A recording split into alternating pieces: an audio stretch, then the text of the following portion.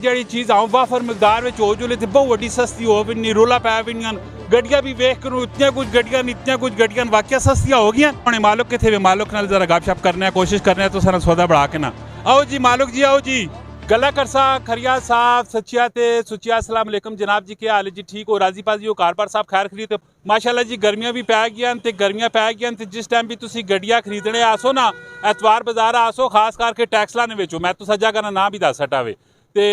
सिरे ते कोई पला शला कहन के आई हो ते माशाल्लाह असी वीडियो शीडियो बनाने रहने अक्सर तुसी वेखते रहने हो मेरे नाल कोई भरा खलोते पे नो असने पेज ने फॉलोअर भी जरा इन्हां गपशप मारने क्यों आए पेन की करने आए पेन ते पूरी वीडियो वेखियो अस्सलाम वालेकुम वालेकुम अस्सलाम जनाब की नाम है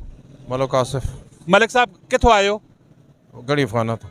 गड़ी अफगाना तो आए पेन क्यों आए क्यों पे खैर कोई गड्डी लैनी है यो सस्ते आए हैं केड़ी गड्डी कंसो कोई गड्डी भी कोई छोटी गड्डियां जो लैनी है मलिक जी आखने की जड़ी चीज़ आऊँ वाफर मिकदार में हो जुले तो बहुत वड्डी सस्ती हो भी नहीं रोला पै भी नहीं गड्डियां भी वेख कर इतनियां कुछ गड्डियां वाकिया सस्तियां हो गई मैं माए कांसाना जी मलिक जी मरी पूरी गल पहले समझो सही ना ठीक है वाकिया गड्डियां सस्तियां हो गई या सिर्फ एवं ही रोला पियां नहीं जी नहीं कोई नहीं सस्तियां हुई गड्डियां 5 लाख खाली 8 लाख रुपए पे मंगने केड़ी गड्डी करने आए हो ਅਸੀਂ ਮੈਦਾਨ ਵੇਖਦੇ ਆ ਇੱਥੇ ਤੁਸੀਂ ਮੈਂ ਕੁਝ ਬੋਲੋ ਕਿਹੜੀ ਗੱਡੀ ਕਰਨੇ ਆਏ खैबर करना चाहते हैं जी खैबर करना चाहते हो कितने पैसे आखने हो इन्हों का आख्या 6.5 लाख रुपया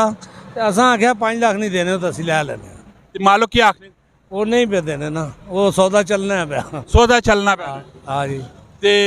ओवरऑल होर भी गड्डियां तुसा वेखियां जी जी देखियां काफी गड्डियां देखियां की मार्केट की भी आखनी सस्ती होई पी महंगी होई पी की सूरत है महंगी मार्केट सस्ती वाली गल कोई भी नहीं चस नहीं चसा नहीं तो गल है ही कोई नहीं ठहरो ना एक बंदा बोले ना जी मैं माए के तुसी भी बोलने पैनो तरीका कार नहीं है निके होने वैसे मेरे ख्याल से स्कूल में एक सबक पढ़ाया है नहीं सबक पढ़ाया गुफ्तगू ने उस तरीका कार दसा पै ना ते उस गुफ्तगू ने मुताबिक अगर थोड़ी गुफ्तगू मारसा जड़ी उन्हें लोग भी चंग अच्छी लगसी हुण तुसी मैं दसो जी गड्डियां महंगियां जी कुछ सस्तियां कोई भी नहीं जी गड्डी 5-5.5 मार्केट नहीं है इस टाइम 8 लाख रुपए तो तले मालक देने ही नहीं रेट तेज है कम नहीं ये तो चलो तुसी इस गड्डी की गल पे करनी मॉडल केड़ा है ये 98 हुणे मालक किथे वे मालक नाल जरा गपशप करने कोशिश करने तो सारा सौदा बढ़ा के ना आओ जी मालक जी आओ जी